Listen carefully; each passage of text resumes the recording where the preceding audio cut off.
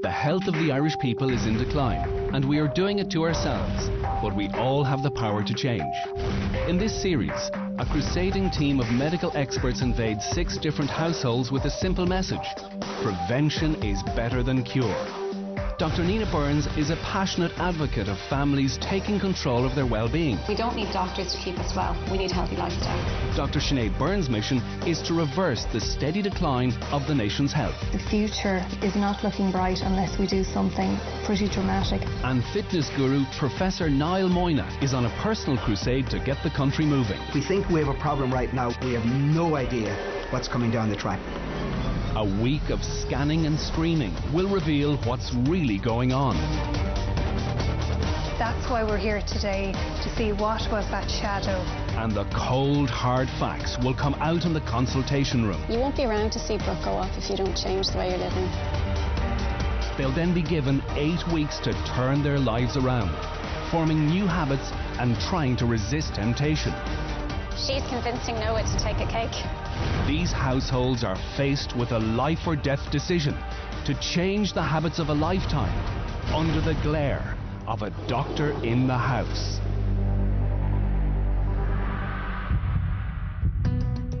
Are you working tonight as well?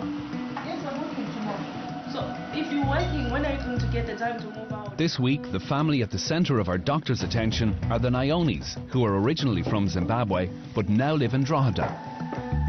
54-year-old Daniel and his 49-year-old wife Deborah both work as healthcare assistants in a private healthcare facility in Dublin. They live with their 25-year-old daughter Gugu, who is studying nursing in college, and their 17-year-old son Dean, who is not participating in the programme. As a family, we used to be very, very fit. It's all gone. Not healthy, not good. On a scale of 10, I'll say 0. We hardly spend time together. When they get home, I'll be in college, and when I get home, they will be leaving for work, so we kind of live separate lives. Deborah and Daniel both work the night shift, which is taking its toll on their family life and their ability to follow a healthy lifestyle. I work 7 days in a fortnight. The shift is 12 hours from 8 at night to 8 o'clock in the morning. It's very strenuous. Were they 12-hour shifts? Yeah, they were. So it's a long shift. Yeah.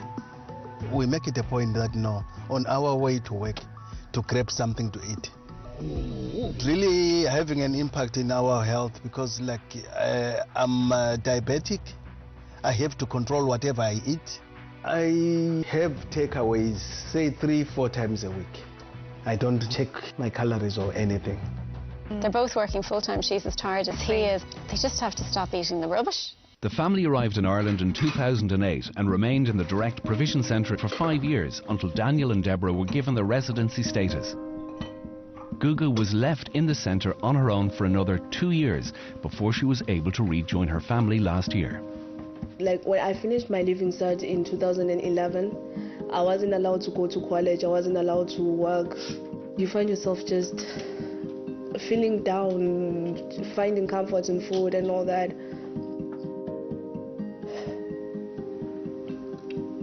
It feels good to be back with my family again because the last 2 years were very, very stressful.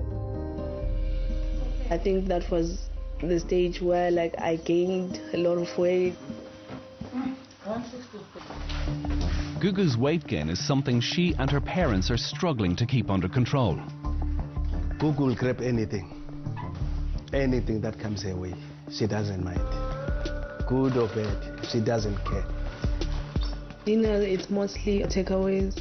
When I'm at home, I wake up, eat, watch TV, eat, and go to bed. I'm so much worried. She's struggling to sleep, she's struggling to even walk in the street. It's a slippery slope. I mean, she's the kind of person that you'd see having a stroke or heart attack in their 20s. If Gugu doesn't change, I'm sure her life is heading actually downward. She might die. It's difficult for me to say that as a parent, but I can see it's going there.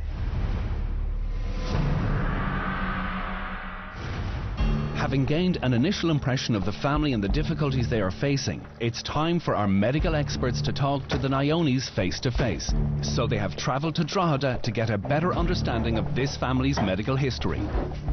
Okay, so Daniel, how about you? Have you any health concerns at the moment? I'm diabetic. Oh, you're type 2. Type 2 diabetes, okay. Yes. And how long have you had that for? Since 2009. Okay. Yes. And are you on medication for that? No, no. And so, Google, have you any health concerns yourself? My weight. Okay. And then my boobs as well, they are fixing my back. Okay. Yeah. They're causing you discomfort, are they? Okay. So, Deborah, how about in your family? Is there any history of anything in your family? Only for my sister, but she passed away. She had a stroke. Well, she had a stroke. And what age was that she had that? 50. Okay, so she was young. Okay, so Daniel, and are your parents still alive? Actually, my mom died when she was 63. Okay. Yeah. And what did she die from? Diabetics. Would you consider this to be a physically active household? No. No. Were any of you physically active in the past? Yeah, there was a time when we would go out for walks.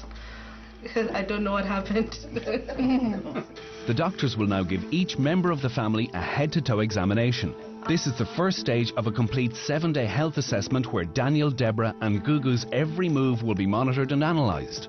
And all of this information, combined with a range of tests, scans and examinations, will reveal the truth about the Naonis' state of health. If this is a testes here and this is your thumb, your second and your third finger, just roll it around the testes. The palm of the hand, you just put that under the testes, and you're looking for a hard, pea-sized lump, you know. And we'll do the same with the other side. Sorry now. For someone like him, who's of Afro-Caribbean descent, really in Ireland we screen people like that from the age of 40 because they're more likely to get prostate cancer younger. An uncomfortable feeling. Big breath in, knees right up to the chest. Yeah, that's fine. Perfect.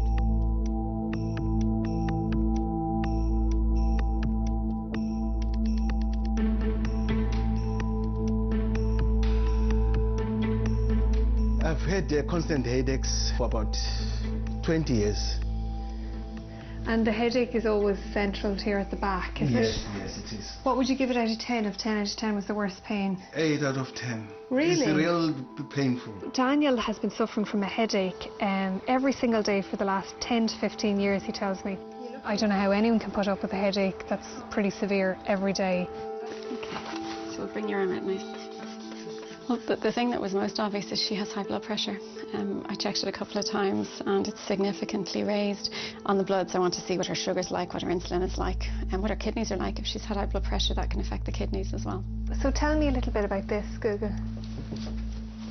I don't feel anything, but to be honest, it's actually kind of hard for you to even feel a lump because of the mass of the breast, you know? She may not even be alive if she was to keep carrying that amount of weight because the heart eventually just gives up. Eventually she'd develop blood pressure and eventually heart failure. It's day 2 of the Naonis' health screening and Dr. Sinead Byrne is on her way to intercept Gugu before she leaves for college in Dublin. She's told me how difficult walking is for her, how painful it is on her joints and how she's quite short of breath when she walks. So I really want to witness that for myself and just see, you know, how severe are these symptoms.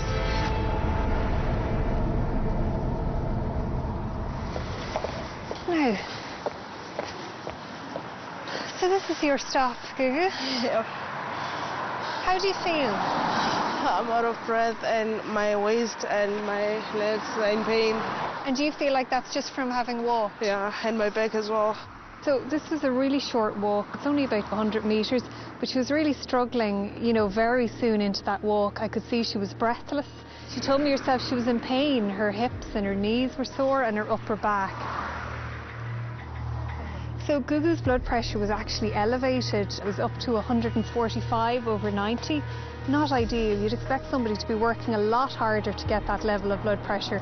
So you're still recovering from that walk? I can't even stand up properly now. It's so sore. Yeah, it is. Dr. Sinead has accompanied Gugu to college, where she is studying nursing. Sinead is keen to observe a typical day for Gugu when she is not at home.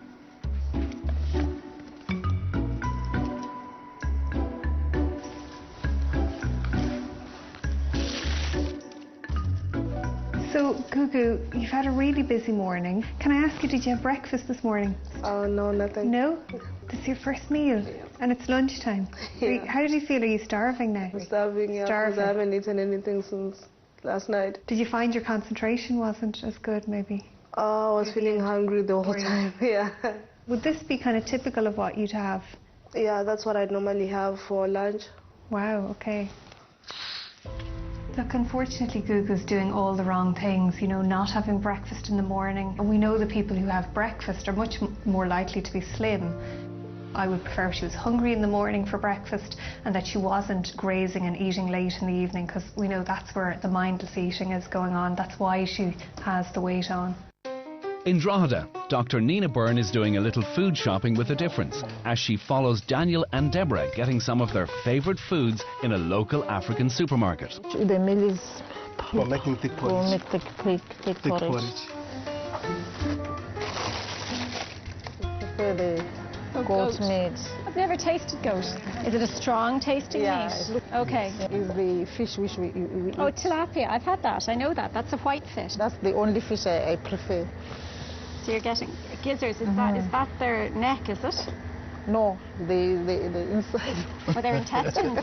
Yes. I'm not that familiar with a lot of the foods that they would eat, but I'm really looking on how they prepare the food, what they add, how much salt is going into that food, how much oil, what they're eating it with, and are they getting balanced food. Deborah did mention that she likes to buy some fresh vegetables. The ones she wanted wasn't here today, but it'll be very important for me to see that there are vegetables going into those meals and that it's not just meat or fish and the maize.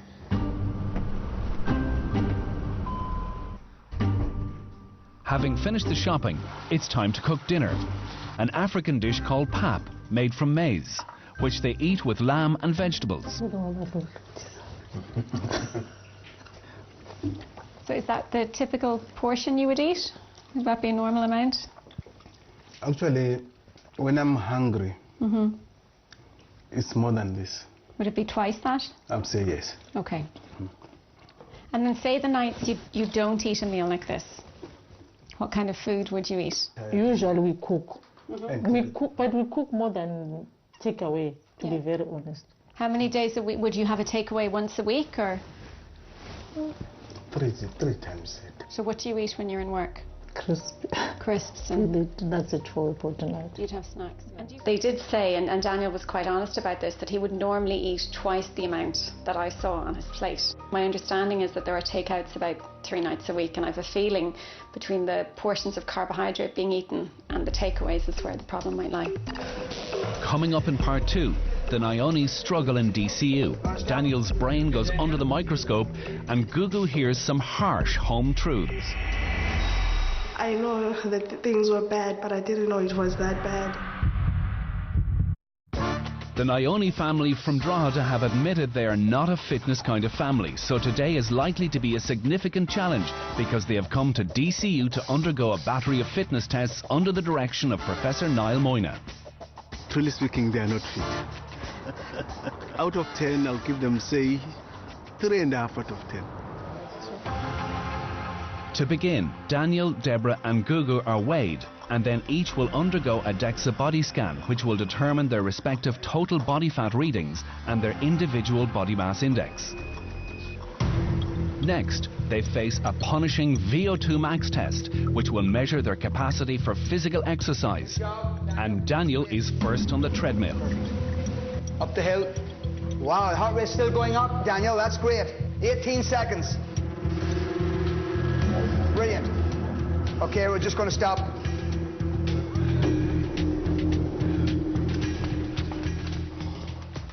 I never thought I would finish. Yeah. Deborah is next up. Great. That looks great, Deborah. Good tight seal on your mouth. Keep going. Oh, wow, she looks brilliant now. Fantastic. That's great. Wee bit more, just a wee bit more left in the tank now. Can you give me 30 seconds? Good. Give me 30 seconds, that'd be 9 minutes. That'd be fantastic. When you want to stop, Deborah, you let me know. Very good, well done.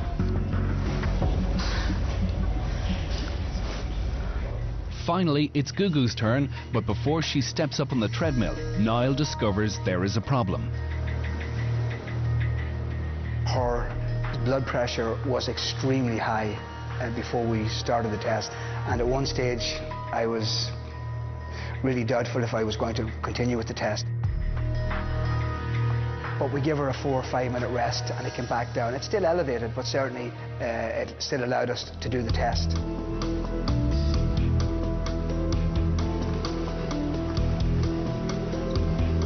That's a Google letter. Keep it going. Good girl. We can finish out this stage. We're nearly done. Good tight seal on the mouthpiece. Good. Keep walking. Keep walking. Good girl. Well done. I was so nervous. I didn't think I was going to go longer than 2 minutes. We like people to get to max in 8 to 12 minutes. And we really had to reduce the intensity because all 3 family members are overweight. And that's a really big concern. The DCU results will provide detailed information about the family's fitness levels. But Dr. Sinead wants to learn more about Daniel's headaches, and so she has arranged for him to have an MRI brain scan in the Hermitage Hospital in Lucan. I just wouldn't be happy telling him he's okay unless we looked at his brain, made sure that he didn't have a tumour there or an aneurysm.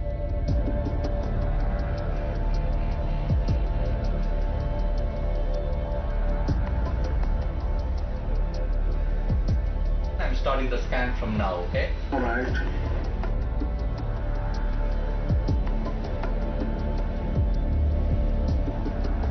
Going for the next scan now, okay? All right.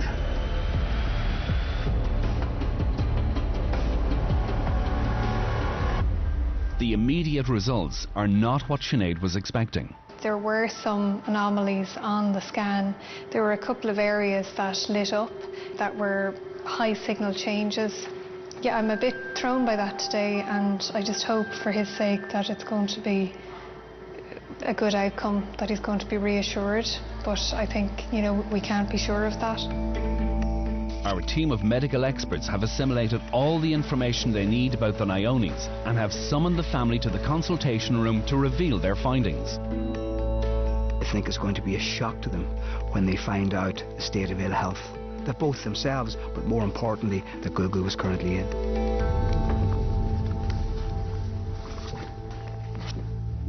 For Daniel, Deborah and Gugu, it's time to hear their results.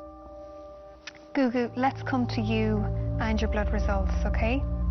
Now, there were a couple of serious things that came up.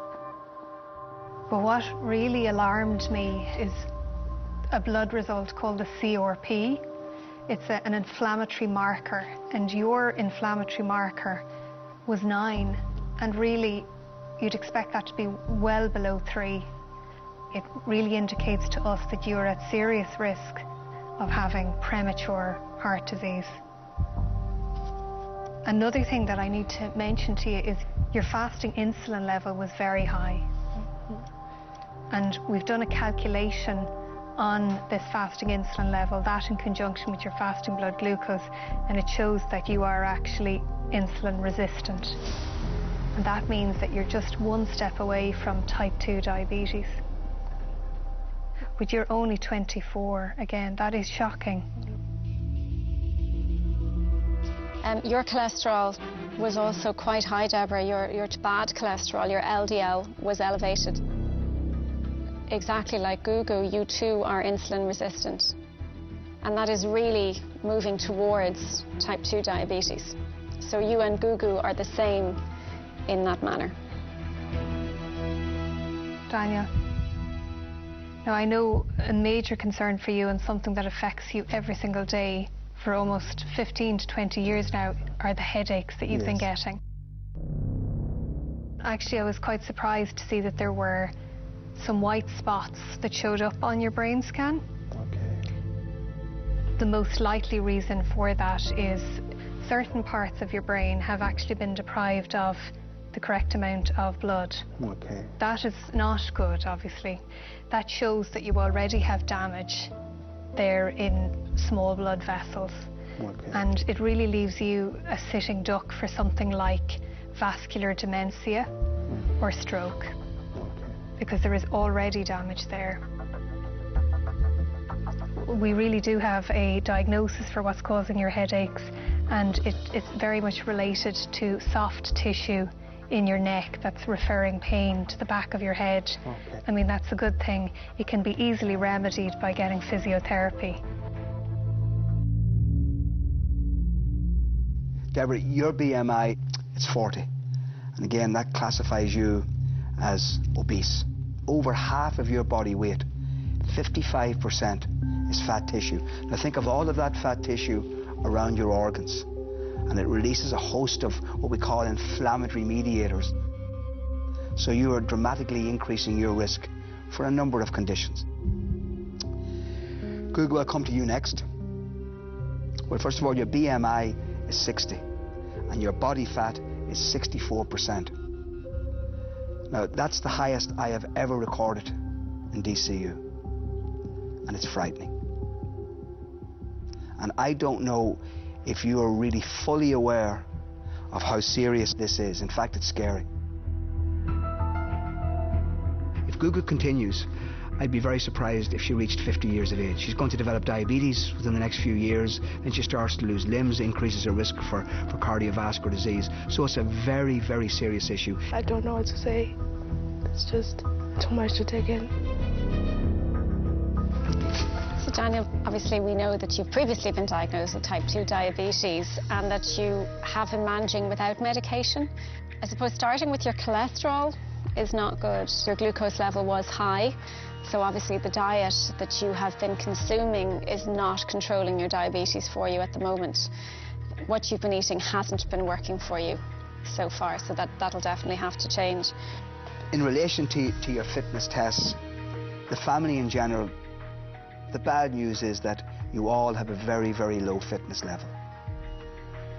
And there's a lot of work to be done. Google, again, your results are frightening. You are barely functional.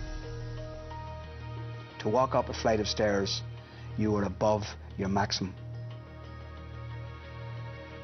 If you had heart failure right now, you would be put on a transplant list because you're unable, you don't have the functional capacity even to perform activities of daily living.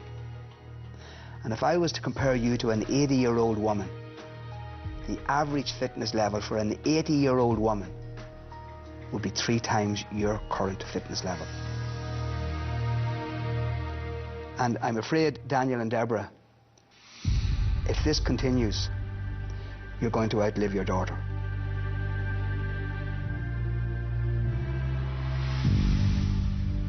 I know that things were bad, but I didn't know it was that bad, and to hear them saying all those things was really sad. I'm always worried about my daughter's life, not knowing exactly how bad it is. But the fact that today I've got the answer. The Niones are presented with their doctor's orders, which include a dietitian's plan and a tailored exercise regime. Daniel, Deborah and Gugu each has to lose between 5 and 10% of their body weight by radically changing their food intake through eating more healthily and cutting out the takeaways. They all also need to increase their levels of physical activity.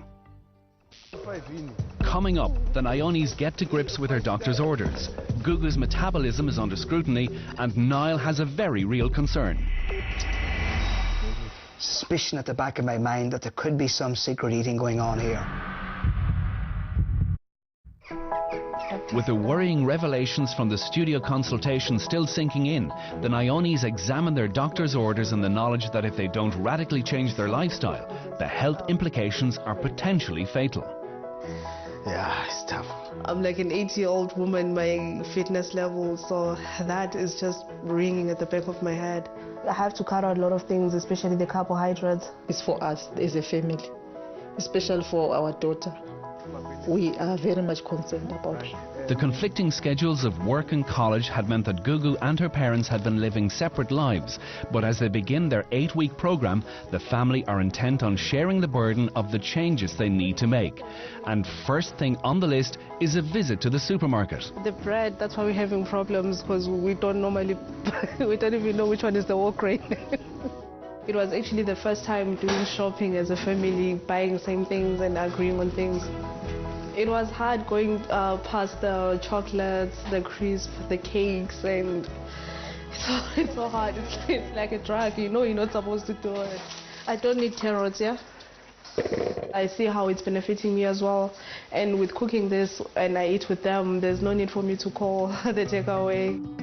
Daniel had told the doctors that he had been suffering from a constant headache for the best part of 15 years, and during the studio consultation, Dr. Sinead told him that she felt physiotherapy would help to address the pain.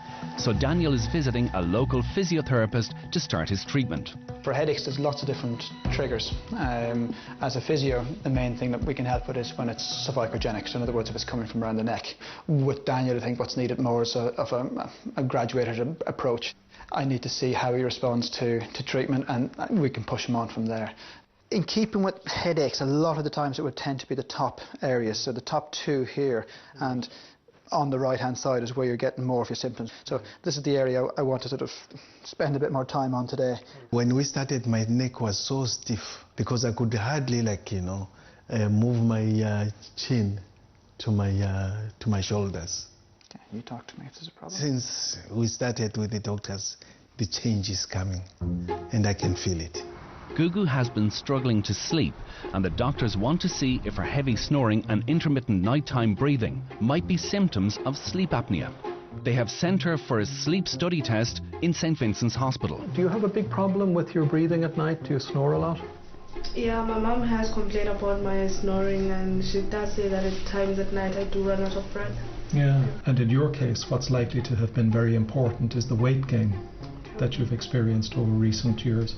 So that's the purpose of what we're going to do this evening. We're going to do a sleep study. It's associated with considerable health hazards. The severity can range from the mild to the more severe. High blood pressure, heart attack, heart rhythm disturbances, stroke, diabetes, depression and cancer. It's the first time I've heard about it, so it's worrying. Gugu is hooked up overnight. I think now I know how Botox feels like. And as she sleeps, the machines monitor her brain activity and her breathing.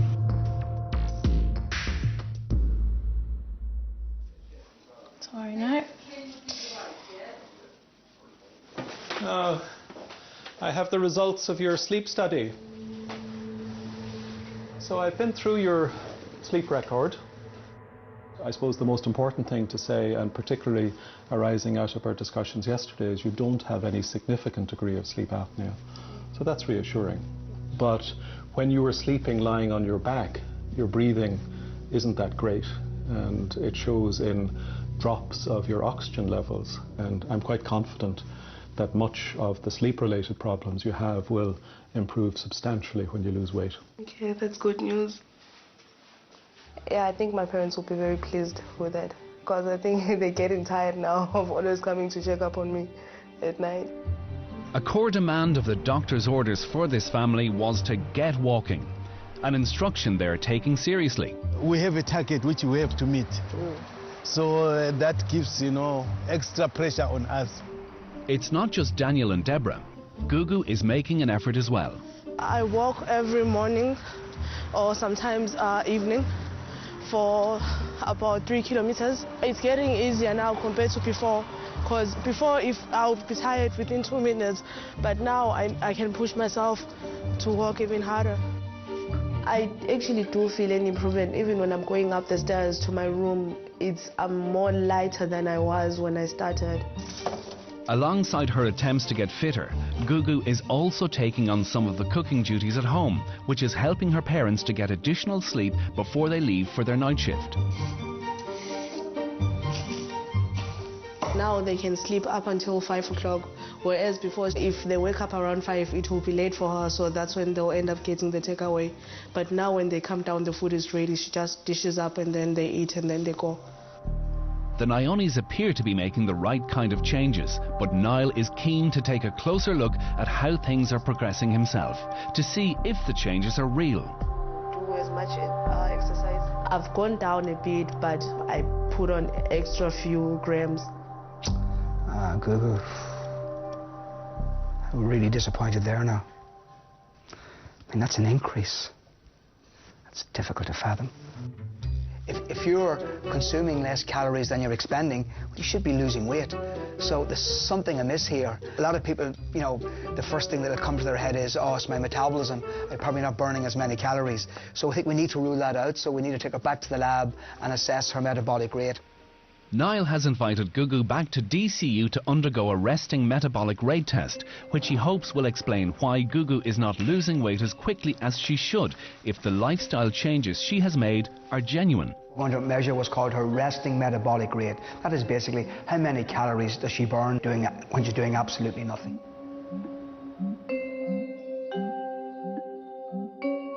Okay, Gugu, how are you? So what we were looking to find out is how many calories do you burn per day? And the good news is you're perfectly normal. It's good news for you because there's absolutely no reason why you should not be able to lose the weight. The problem for us now is to figure out, well, why is she fluctuating up and down with her weight? It's just this suspicion at the back of my mind that there could be some secret eating going on here. Weight loss studies show that people do secretly eat, and they secretly eat a lot. Gugu's fluctuating weight loss is a real concern and could undermine all of her efforts to improve her health. So Dr. Sinead has travelled to Drogheda to see if she can get to the truth. I haven't seen the amount of weight loss that I'd expect at this stage, so I think we're going to have a very close look at that. And I want to see, is there anything that isn't making the food diary? Is there any other snacks that I don't know about? We really need to get to the bottom of it. Gugu, I notice you've down here a gluten-free muffin. Had we written that down in your doctor's orders? No, it wasn't, but then when I saw the gluten-free, I thought that maybe... Free of everything? Yeah. Free of calories? You know, that is not the case at all. Now, sweet potato, rice, cabbage and chicken curry, so this is one of your dinners. Yep. And I see everything you have on this plate is a healthy food, but this plate size, it's too big. Okay. This is the type of plate size that we want you to be using. Half the plate should be vegetables. Where I see there being a problem is the kind of grain area here. You've got mashed potato, rice, and you have, is that sweet potato? Sweet potato. Yeah. So this plate is definitely carbohydrate heavy, and that would not help you lose weight. But even if you're eating healthy food, you know, if you're eating too much healthy food, you will gain weight. My advice to you, and to be really strict about this, is to choose one carbohydrate.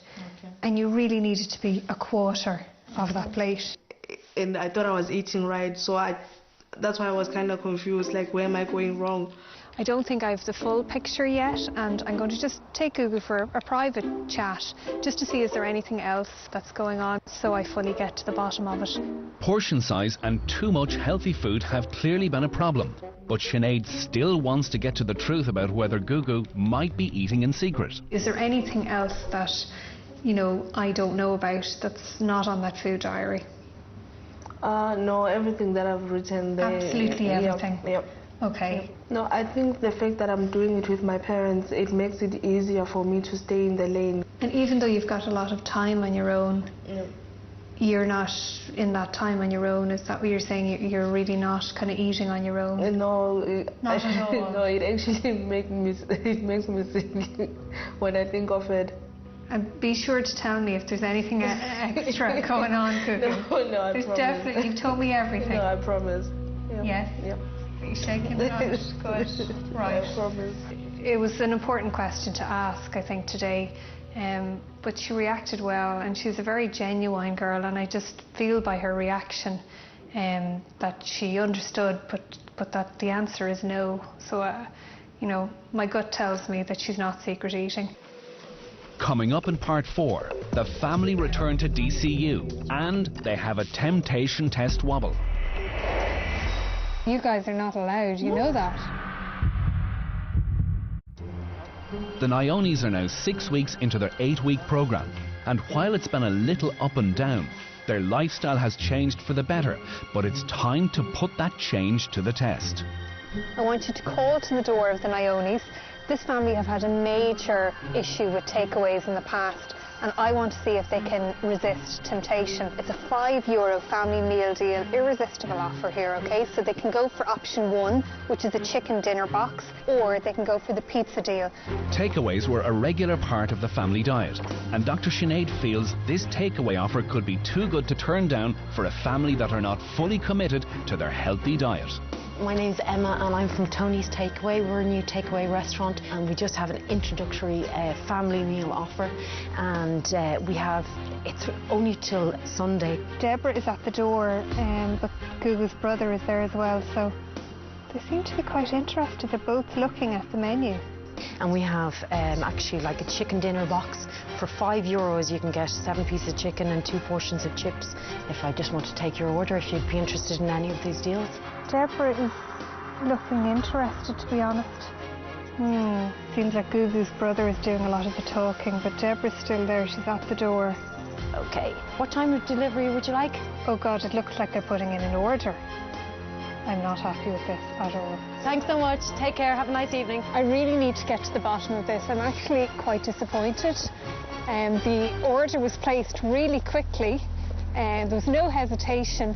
You know, I can't be sure, and I'm going to have to suss this out a little bit more. There you go. Have the Naonis succumbed to the takeaway temptation? Deborah, yes, you weren't expecting to see me, I know, at this time. Look, I was actually watching and listening to everything that happened there a little while ago. This actually has been a temptation test for you, and I have to say I was a little bit disappointed because an order was put in very quickly by yourself and Dean, and I want to suss this out a little bit. What exactly was that about? You guys are not allowed, you know that? I know. What about Daniel? Nobody. Was Daniel going to touch the pizza? No, nobody. To be very honest with you, me, Kuku and Daniel were not going to touch it. And you're giving me your word that you weren't going to touch that? I'm not going to touch it. No, it's for Dean. But it was only Dean, that's what you're saying? It's only Dean. Okay. Yes. Good stuff. Look, I believed them. I was a little confused to begin with because Deborah was at the door. She seemed to be involved in the order. But I do believe what she was saying. I passed the relay. I'm not going to eat it. Even that time, 8 o'clock, when they deliver, is it 7? By 7 o'clock, I'll be at work. I won't be here. The Naonis passed their temptation test, but now they face a very different challenge. When they went to DCU 8 weeks earlier, all 3 family members really struggled with the fitness tests. Will they cope any better this time round? We hope it won't be as hard on us as it was in the beginning. The family begin by repeating the DEXA body scanning before they take on the tough VO2 max test for a second time. I expect to see a significant improvement in their fitness. Good job, Daniel. Keep it going. That's it, Deborah. Come on. Okay. Well done, Daniel. That's great work. That's brilliant, Daniel. That's good work. When you want to stop, just grab the bar. Okay, recover it. Gugu, because she's still carrying a lot of body weight, still find the exercise a little bit difficult.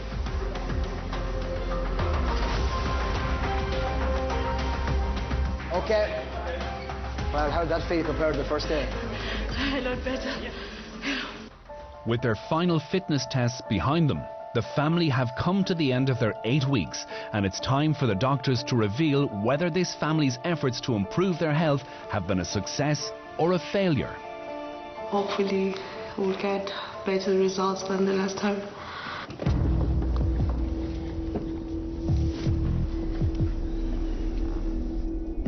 So let's start with you, Gugu. I know you've made tremendous changes. The takeaways are gone, the snacks are gone, the fizzy drinks are gone. One of the things that would concern me is that you probably didn't adhere strictly enough to the doctor's orders in relation to your diet. Gugu's previous results meant she had to make lifestyle changes to reduce the risk of type 2 diabetes, cardiovascular disease and premature death. She had to lose weight, cut out takeaways and improve her fitness levels. In terms of your weight, when we give you your doctor's orders, you were 155 kilos. But the good news today is now you're actually down to 147. So you've actually lost 5% of your body weight. And I'm delighted with that. So Google, we're going to talk about your blood results now. When we first met you, your bloods really weren't great and made us very concerned about your life expectancy. So the new tests are telling us a very different story. Your LDL, which is the bad cholesterol, has gone from 3 down to 2.5. And that's excellent because we really do like the LDL, which is the bad one, to be below 3. There's one disappointing thing, I guess, in the bloods, and that is your insulin level. Your fasting insulin went from 13.26 to 15.77, which means it went up, which unfortunately means that you haven't reduced your risk of type 2 diabetes in these 8 weeks. I thought that maybe since I'm eating good stuff, it's gonna, like, I can eat as much. Yeah. So now that I know, I'll try to limit on that and count my size portion. So I think knowing that now, I have no doubt that you'll be able to continue on and that this will change again in the future. So, Daniel, I know you really wanted to lose weight. Let's just see how you got on with that. Daniel was instructed to take better control of his type 2 diabetes. To do this, he had to lose weight, limit his portion sizes, eat more healthily and improve his fitness levels. When we put you on the scales 8 weeks ago, you weighed 98.4 kilograms. When we recently weighed you again, you were down to 92.65. And that means that you've hit the target that we set for you. Your HbA1c, which is a reflection of your sugar in the last month, did come down. And that's important because that's a reflection of the overall control of your type 2 diabetes. So from our point of view, bottom line, the diet, exercising, it's all working. So keep going and you can avoid needing medication for your diabetes, which I know is a big goal for you. Oh, yes, that is. Deborah, your first set of bloods threw up a couple of things that concerned us. So the question is, have you managed to change these things in the 8 weeks? Deborah needed to change her habits to prevent the onset of type 2 diabetes and reduce her risk of cardiovascular disease. She had to lose weight, eat more healthily and improve her fitness levels.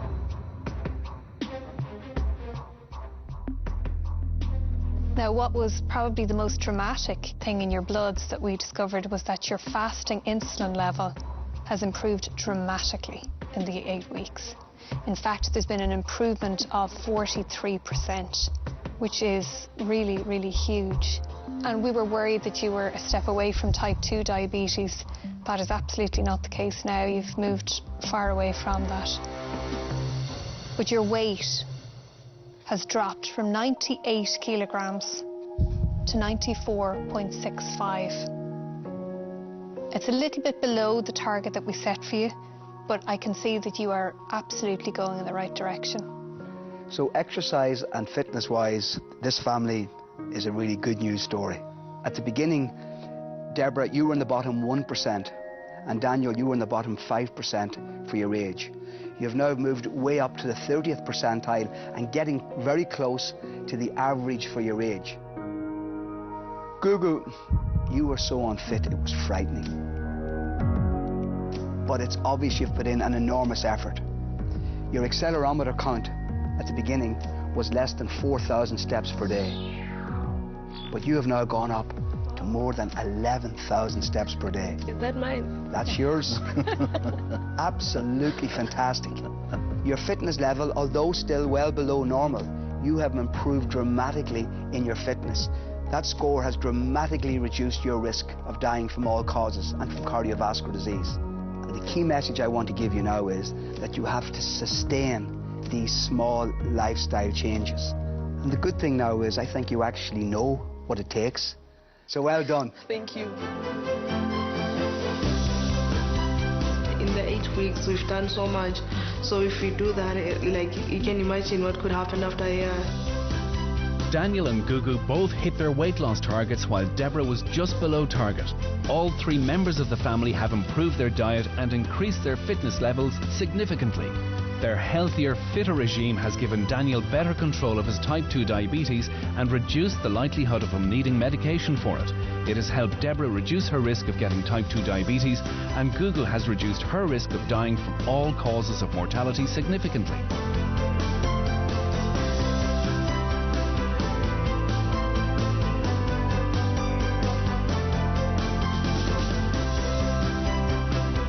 We've done things that we didn't think we could do before. For instance, the walk that we did now, for me to walk it and not give up, because I know if it was before, maybe I would have said I'm tired and just sit down or just turn back and come up with an excuse. But even though I was tired, I just pushed myself.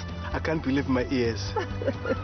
I think it will really help her. I can see the improvement on her. So it has really helped me.